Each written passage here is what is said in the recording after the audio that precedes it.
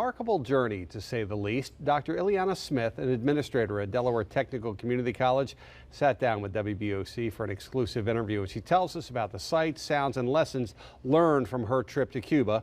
Our Sussex County Bureau Chief Evan Kozlov joins us now live from the Bureau. Evan, this was part of the annual International Professional Development Program. And essentially, Steve, the program brings faculty and staff overseas to get an international perspective. In the past, they've gone to places like China, Italy, South Africa. This year, they selected Cuba.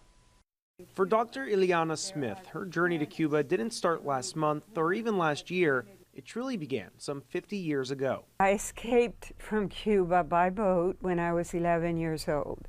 And so it was in the early 60s.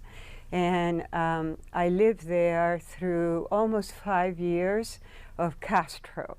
Now, all these years later, she made her return in October and again in May, this time with a group of DelTech educators. She says the voyage was meaningful from the very start. For over 50 years, I have been Cuban in my mind, but I think being there lets me feel Cuban. The group went to Havana, as well as other smaller communities such as Cienfuegos and Trinidad.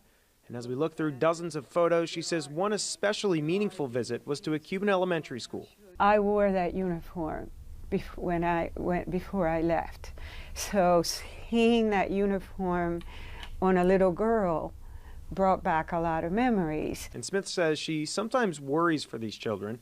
The average Cuban is highly educated, but she says this knowledge doesn't always translate into success in a place like Cuba. That's because most professions are still controlled by the government. The average salary is $25 a month. It's a system that's basically upside down. Professionals make the least.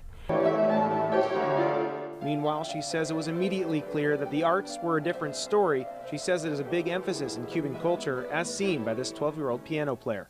Back on U.S. soil, we ask Smith what she's gained from the trip. People have asked, now do you have closure? And that word bothers me. I don't want closure. I want openness. I want it to be open.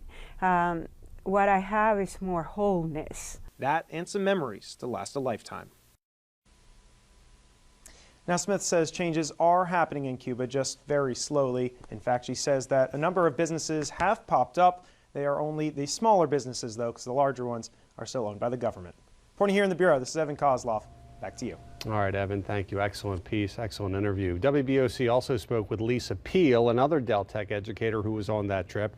And we have that and a more in-depth look at our conversation with Dr. Smith. Also dozens of photos from Cuba. We've got it all on our website. Get it now on WBOC.com.